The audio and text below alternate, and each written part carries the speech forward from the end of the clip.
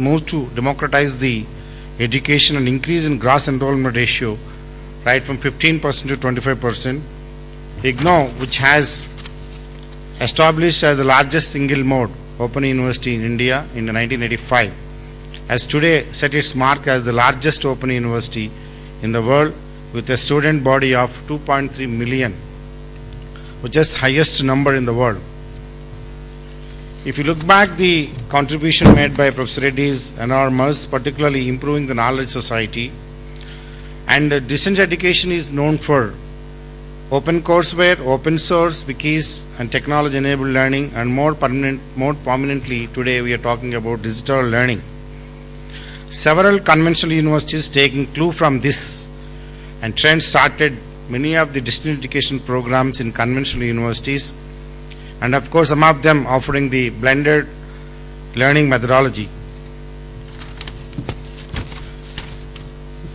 Particularly education, what for education? Education is a workhorse of economy. Our economy strength goes up when everybody get educated. Today's student is mobile, digitally mobile, no longer physically come to the classroom. Our new world order is the human capital. Human capital is the strength of India and China today worldwide. New technology, internet tools provided for offering the online program across the country and also world. Traditional institutions become virtual universities in the years to come. What is the intention of the institution? The institution has a purpose to improve the quality of education and achievement of the goals. Pursuit of excellence, credibility of the institution, skills and domain knowledge, capacity building and competencies, which are the utmost important. How do you achieve the quality? Quality, improve the quality of learning. High quality instruction is required when you have face-to-face. Similarly, online also we have a quality of instruction, higher level of student engagement. The conventional universities have a challenge. That means they need to have engage the student, high level of instruction, high quality instruction. Integration of technology. ICT can help in improving the quality of education. Expansion, equity and excellence. That is the buzzword of the Government of India. Massive education and skill development is the need of the hour in the country. US-based Boston company consultant group has estimated that the global workforce needed by 2020 will be 46 million, whereas India fortunate to have youngsters of 47 millions. That means all our youngsters are getting educated, they can serve the entire world. That is the strength of India. India, third largest education providers next to China and USA. The average growth rate is presently estimated 15%, but is only actually 12.8%. ICT and learning technology enhanced learning is the need of the hour. Innovative instructional system, e-learning methodology, hybrid model of learning, conventional and web-enabled, seamless continuum of formal, non-formal education is also required. What are the attributes of the graduates? Any graduates coming, whether engineering, non-engineering. So the required is basically today, order of the day, any organization, whether it's IT company or any course sector or the service sector, the need attributes of the graduates should be soft skills, business skills, problem solving ability, communication, teamwork, self-assessment, change management, lifelong learning, interpersonal, intercultural adaptability, and global thinking. Particularly, we have been talking about in India, importance of education and skills, vocational education and training for our employment and sustainable economy. Bridging the gap of employment generation, which is the most important, reducing the poverty, increasing the availability of trained and skilled manpower, competitiveness of Indian businessmen to be enhanced. Taking advantage of India's demographic dividend, preparing the youth of India as a manpower resource for the world market. Why entrepreneurship is important for all human resources, whether employed or self-employed. Human resource development and employment generations starts from school system and then flows into vocational education and other skill building streams including the higher and technical education, and finally adult and lifelong learning. In this endeavor, e-learning plays a greater role.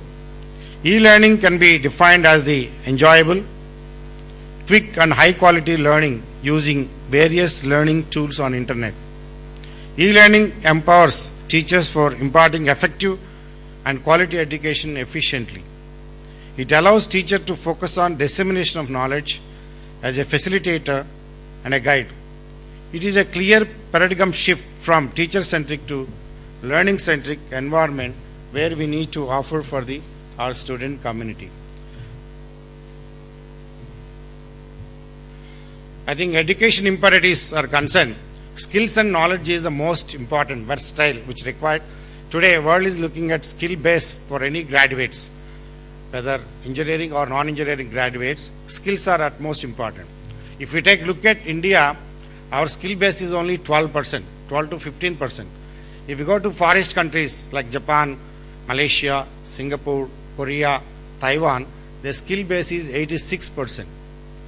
India, even though a large number of graduates, postgraduate, PhDs, theory knowledge is excellent in India, graduates. But when it comes to practice, it's very low compared to any world order. That's why skills are most important and the knowledge base to be enhanced.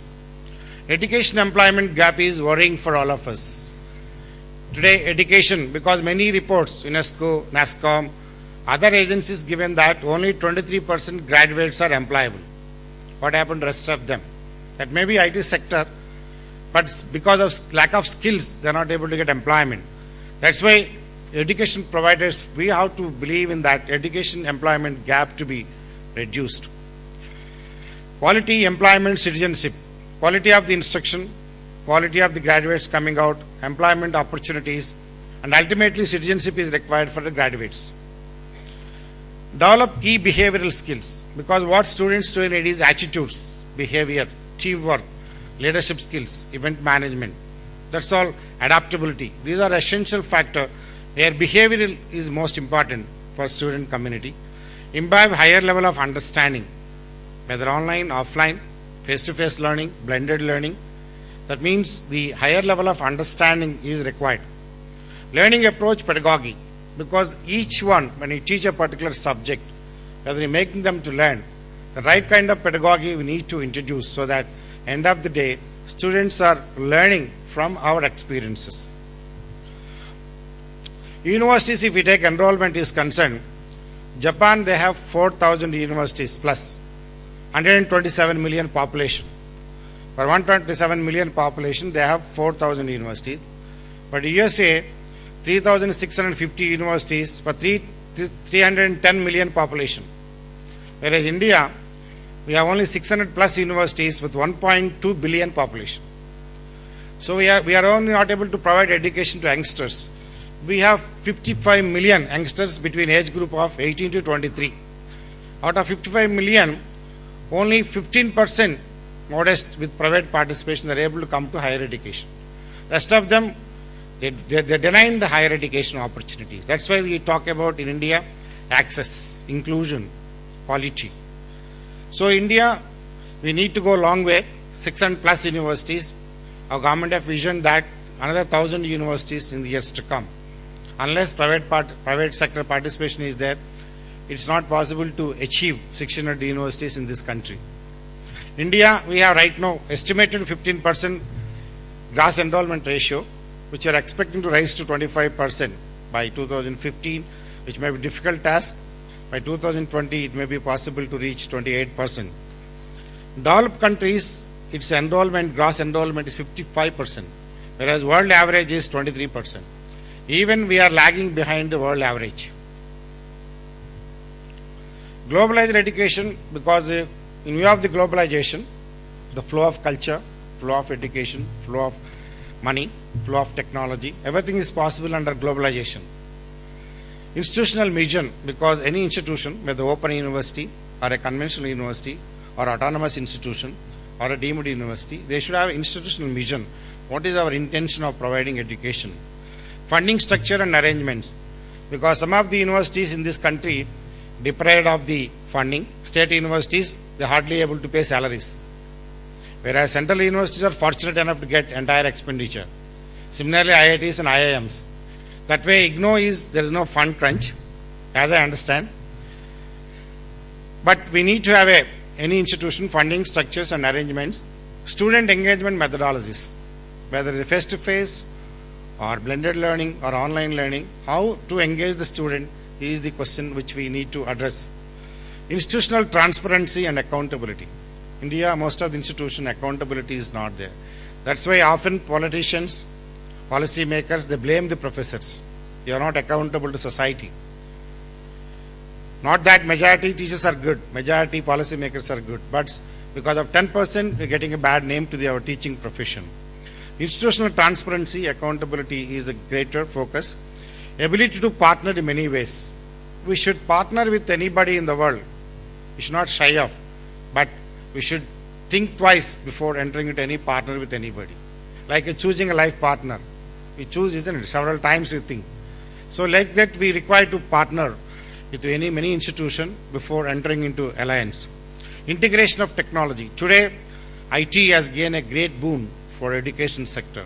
We should use the internet technology, IT, which is known as ICT, Information Communication Technology. We should use versatilely for education providing. So the process-driven higher education. We should define our processes. We have defined and implement strictly the process. Sometimes our curriculum is excellent.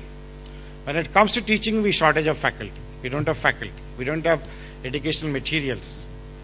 So that's why the students are deprived this right kind of approach for them. Universities policy perspectives. Networking is the most important. India, we think that all foreign universities are great. It is not so. Within India, we have expertise available, but we don't network with them. Suppose IGNOU going to Usman University feels shy. Usman coming to IGNOU feels shy. They don't come together. Expertise available everywhere. Why not we come within India networking? We are not doing that. Only foreign university. We write MOUs that 15 universities, 20 universities have MOU with foreign universities. Doesn't mean anything. So network is essential based on our need. Benchmarking. We set a standard. IGNOU is offering variety of courses. First time excellent in the country. Gone a big way, particularly offering courses, but benchmarking required to be done. What are benchmarking for each courses, each program? Knowledge sharing. Knowledge could be not anybody's property. We should share knowledge wherever it is there. So faculty should be able to go anywhere, wherever the knowledge is there. Advocacy. Based on experience, maturity, our wisdom should be available to everybody. ICT technology, we have to use versatilely for education providing. Distance education, vocational education is the need of many people are deprived of education. The distance education, vocational education able to reach them. All of the people who are unable to come to the classroom, unable to come to the university system. Universities, formal F2F learning, face-to-face learning. Mostly because conventionally we thought that university means higher education, means you come to classroom, teacher teaches, you listen to them. F2F, face-to-face only. Face-to-face is best. Suppose if you talk from Hyderabad and video conferencing, that much effect won't be there, definitely. It won't be there. Face-to-face, I am facing you, learning will be much better, definitely. But other means also, visuals also important, particularly other provide like using ICT. Open and online learning. Mentoring concept. Today's, it's not a teacher. It's called required to be mentor. Every 10 students, we require to adopt them, mentoring them. Even distance education, we need to have a one month, 4 weeks, 6 weeks, we have a contact program. We can able to mentor them, make the facility, we are the facilitator role. We make them to understand. Ethical research to be packaged. Whatever the curriculum you have designed, whatever the courseware, is to package so that the student at remote places using this package, you should be able to understand entire subject content. Virtual learning, cutting edge technology. Using cutting edge technology, virtual learning should happen. Use of ICT technologies, online or offline testing, mobile learning. Some of the forest countries experiment with mobile learning. Everybody, right from LKG student to President of India, carries a mobile. What is there in the mobile? Small chip. Small chip does millions of wonders, isn't it? Millions of transistors could be impregnated on a small chip. So everything could be done in a mobile. Why not 5,000 lessons, 500 courses could be put into mobile. Assignments, learning, teacher, whatever teachers, all is possible in mobile learning, particularly Hong Kong University, some Chinese universities. Some Japanese universities, they experimented with mobile learning. Online tutoring. Tutoring is to be done. We call tutorial rooms, we have classrooms, we talk in a conventional system. Online tutoring is essential. Digital learning resources. We have today e-resources are available.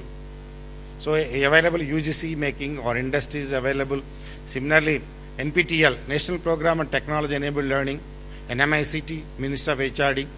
They have e-learning resources are available. Similarly, EMRCs are there, every university. Many universities, their EMRCs are there. They are producing the content.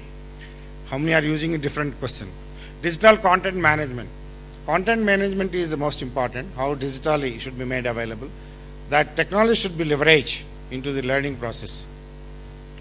Technology capacity to enhance value addition. We have a innovation, collaboration, and transformation.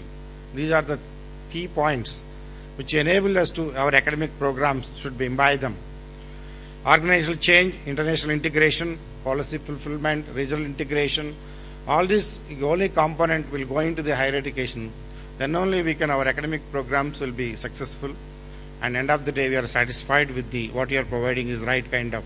Ultimately we achieve the goals. What are the goal, objective and planning and success. Communication and innovation. Learning, innovation and excellence. Unless learning happens, we can't innovate. Unless innovation happens, we cannot reach excellence. That's why buzzwords are learning, innovation and excellence. These three are key factors. So the progress come connectivity. With the progress we say communication, integration and collaboration. The in between we have information sharing. Similarly, increased interaction. Finally driven to the creation of new ideas. Innovation and creativity. New ideas will generate. Ultimately innovation will come in. Then we will achieve the goals. That is the key factor. E-learning and we call World Wide Web. So time and maturity and increase we call Web 1 technologies we have published and transcript. We publish them, books are made available to students. They have to learn from that, read and learn. Similarly, nowadays we are talking about technology blogs, wikis, feed, share, collaborate, social networking, Facebook, isn't it? So many youngsters now today like the Facebook, everyone in the Facebook. So the Web 2 technologies. Web 3 technologies, you go for 3D virtual learning space. So where virtual learning, virtual universities, so that is the Web 3 technologies which are most important in the years to come. Evaluation of delivery mode. We have a blended mode where F2F, distance education and online. All three are interfaced. That is called a blended learning. Program qualification will come out of these three. Mixed mode will be face-to-face or distance education or online. Whereas discrete mode, you choose only either a face-to-face learning or distance mode or online only. So these three are. The learning support is concerned course news and schedules, online submission, homework, assignment could be done online, communication and conferring. When a lecture is given, you should be able to confer and students should be able to interact with the faculty. That kind of programs only, it will be more sustainable in the long run. Communication conferring, not one way FI. Virtual learning, course delivery, resource and assimilation of knowledge. That is in virtual learning mode.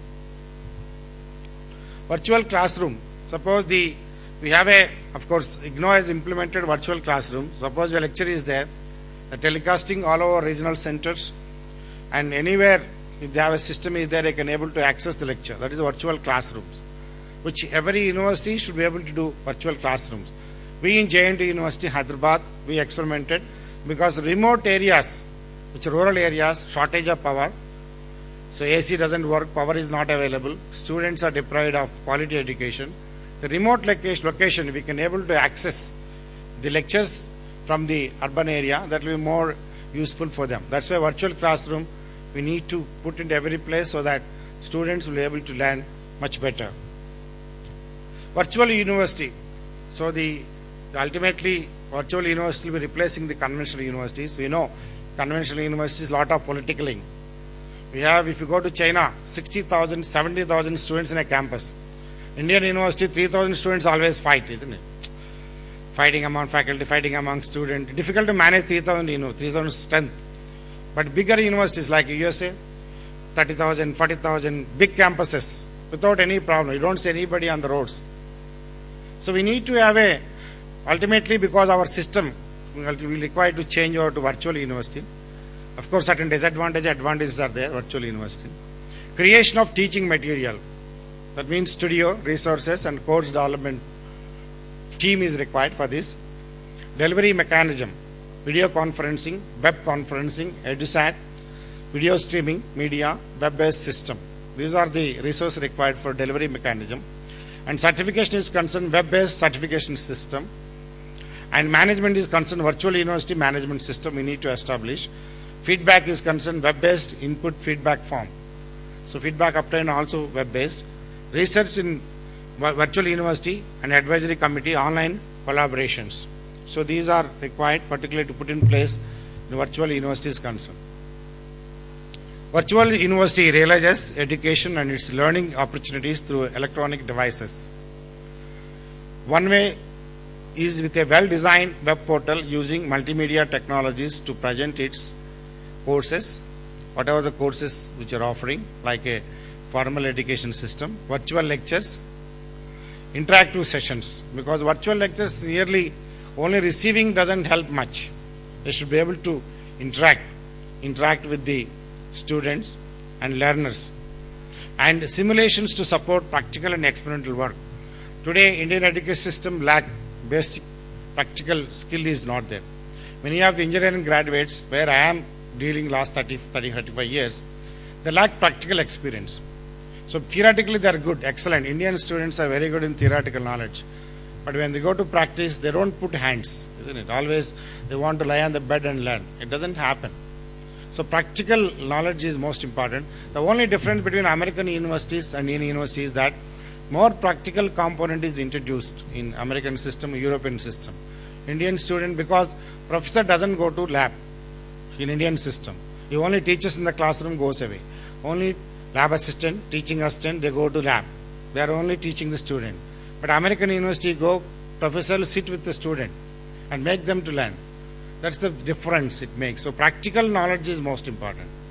If any engineering graduate ask him today, what are the engineering components in a car, he won't be able to tell. Only ITA graduate